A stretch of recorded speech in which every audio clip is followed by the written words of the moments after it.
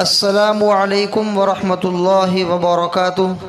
بسم اللہ الرحمن الرحیم۔ ظاہری کبیرہ گناہوں کا بیان۔ نمبر 36، زکوٰۃ میں خیانت کرنا۔ مسند احمد، زواجر، صفحہ 297۔ یہ کبیرہ گناہ ہے، زکوٰۃ کے اندر خیانت کرنا۔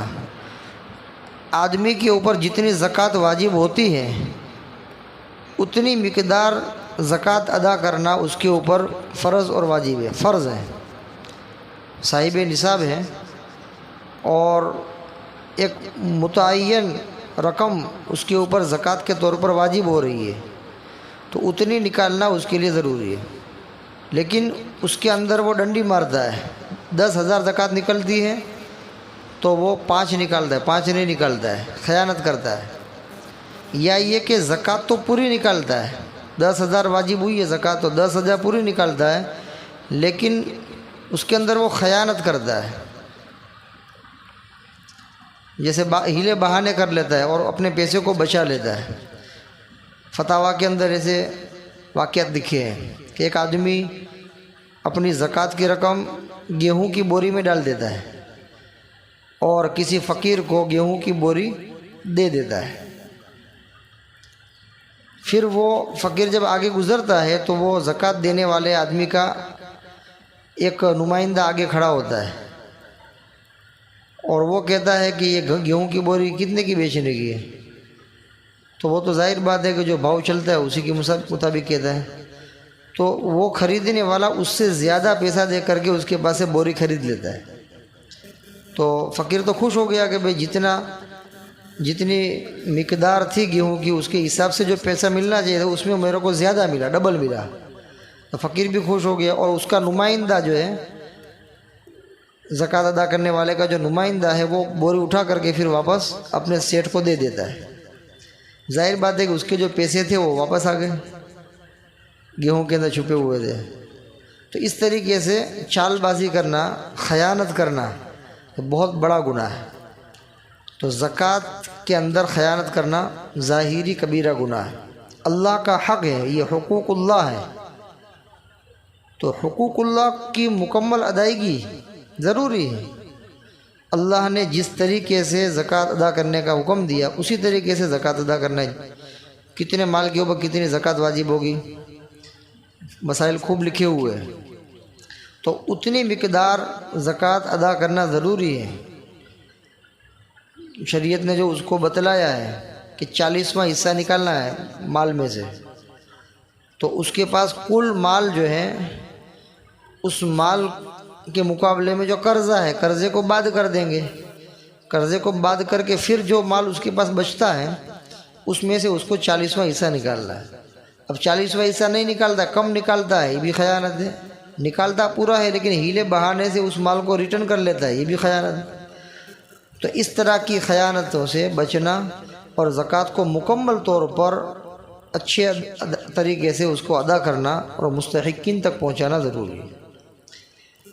نمبر 37، لوگوں کے حقوق کی عدم حفاظت کی صورت میں ٹیکس وصول کرنا اور اس کے لوازمات مثلا لکھنا وغیرہ میں حصہ لینا۔ سورہ شورى آیت 42، زواجر صفحہ 299۔ ایک تو یہ ہے کہ لوگوں کی حفاظت کی جا رہی ہے ہر اعتبار سے، اس حفاظت کو بنیاد بنا کر اس کے پاس سے کیا ہے، ٹیکس وصول کیا جا رہا ہے، تب تو ٹھیک ہے۔ ویسے ٹیکس تو ہے ہی نہیں، لیکن جن کی حفاظت کی ذمہ داری حکومت لیتی ہے تو ان کو کیا ہے، ٹیکس دینا پڑتا ہے۔ اسلامی ملک ہو، اسلامی قوانین چلتے ہو اور وہاں پر کوئی غیر مسلم ہے تو اسلام اتنا وسیع مذہب ہے کہ غیر مسلم کو بھی اپنے ملک کے اندر رہنے کی اجازت دیتا ہے، اس کو بھگانے کی اجازت نہیں ہے، لیکن وہ اب ذمہ بن کر کے رہیں گے کہ ان کی جان کی، مال کی، گھر والوں کی، سب کی حفاظت کی ذمہ داری حکومت کی ہوتی ہے، اور اس ذمہ داری کے اوپر وہ ذمہ سے ٹیکس وصول کرتے ہیں۔ تو اگر جان، مال، آبرو، عزت کی حفاظت ہو رہی ہے اور اس کی وجہ سے ٹیکس لیا جا رہا ہے تب تو ٹھیک ہے، لیکن ایک آدمی کی کوئی جوابداری نہیں، کوئی ذمہ داری نہیں کہ آپ کی جان بچے، آپ کا مال، آپ کی کھیتی باڑی، آپ کے کاروبار، اس کی ہماری کوئی جوابداری نہیں۔ اس کے باوجود یعنی عدم حفاظت کی صورت میں بھی اگر اس کے پاس سے ٹیکس وصول کیا جائے، اس ٹیکس کو وصول کرنے کے لیے جو لکھنے کا کام ہے اور جتنے بھی اس کے ذمہ میں کام آتے ہیں، یہ سب گناہ ہے۔ اس لیے کہ ٹیکس جو وصول ہو رہا تھا وہ تو حفاظت کی وجہ سے ہو رہا تھا، اب حفاظت نہ رہی تو ٹیکس وصول کرنے کا کوئی مطلب نہیں ہے، تو ظلم ہے، کبیرہ گناہ ہے۔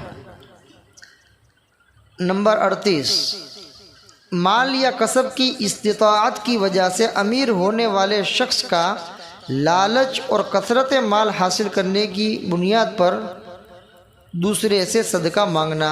زواجر صفحہ 304۔ ایک آدمی خوب مالدار ہے، کماتا بھی بہت اچھا ہے، اس وجہ سے وہ امیر ہیں، مالدار ہیں، لیکن اس کے اندر لالچ ہے اور مال کو زیادہ جمع کرنے کی حرص ہے۔ اس وجہ سے وہ کیا کرتا ہے؟ لوگوں سے صدقہ مانگتا ہے، تاکہ کیا ہو جائے، اس کے مال کے اندر کچھ نہ کچھ مقدار میں بڑھوتری ہو جائے۔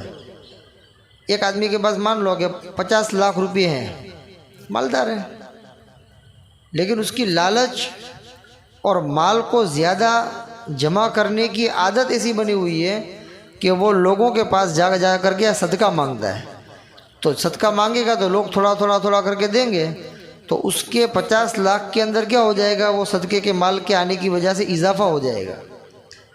تو اگر کوئی امیر آدمی ہے، کسب اور مال کی استطاعت کی وجہ سے آدمی مالدار ہے، لیکن مال کو بڑھانے کی غرض سے اور لالچ کی بنیاد پر لوگوں سے صدقے مانگتا ہے اور صدقہ وصول کر کے اپنے مال کو بڑھانا چاہتا ہے، تو یہ بھی کبیرہ گناہ ہے۔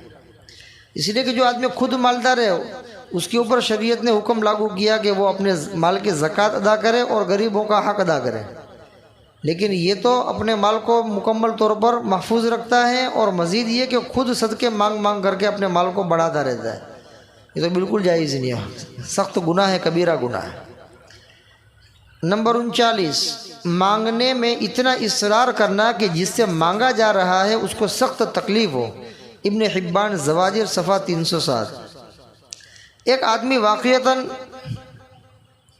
غریب ہے اور مانگنے پر وہ مجبور ہے، تو اس کو بھی مانگنے کے اندر اعتدال قائم کرنا چاہیے، درمیانی راستہ اپنانا چاہیے۔ یہ نہیں کہ کسی کے پیچھے پڑ گیا اور اتنا پیچھے پڑا اور اتنا مانگا کہ سامنے والے کو تکلیف محسوس ہونے لگی۔ جب اس نے عذر کر دیا کہ میرے پاس مال نہیں ہے، میں آپ کو نہیں دے سکتا ہوں، اس کے باوجود وہ لپک کر کے مانگ رہا ہے، جس کی وجہ سے دینے والے کو کیا ہو رہی ہے؟ تکلیف ہو رہی ہے، تو یہ بھی ظاہری کبیرہ گناہ ہے۔ اتنا مانگو کہ تم کو امید ہو کہ مل جائے گا، لیکن اب امید یہ ہے کہ وہ ملنے والا نہیں ہے، پھر بھی بار بار مانگتے ہیں۔ آج کل آپ نے دیکھا ہوگا فقراء کرام جو گھومتے ہیں، جمعرات کے دن مانگنے والے ہوتے ہیں، کوئی پیر کے دن ہوتے ہیں الگ الگ۔ اب تو وہ سائیکل لے کر آتے ہیں، کوئی بائک لے کر آتا ہے اور معذور کو بٹھا دیتے وغیرہ، اور مائک چلتا ہے، اس کے اندر کیسٹ چلتی رہتی ہے کہ یہ غریب آدمی ہے، اس کی مدد کرو، وہ کرو۔ تو اگر وہ 1-2 مرتبہ کہے اور سامنے والا دے دے تو ٹھیک ہے، سامنے والا نہیں دے رہا ہے تو اس کو زبردستی مانگ کر ہے کہ نہیں حاجی صاحب دو، جسے آج کل پیچھے پڑ جاتے ہیں۔ تو یہ پیچھے پڑ جانا مانگنے کے اندر، یہ بھی شریعت کے اندر پسندیدہ نہیں ہے، بلکہ سامنے والے کو تکلیف پہنچانے کی وجہ سے گنہگار ہوگا۔ نمبر 40، انسان کا اپنے قریبی رشتہ دار یا اپنے غلام یا آزاد کردہ غلام کے مجبور ہوتے ہوئے بھی ان کے مانگنے پر دینے کی قدرت کے باوجود نہ دینا۔ زواجر صفحہ 309۔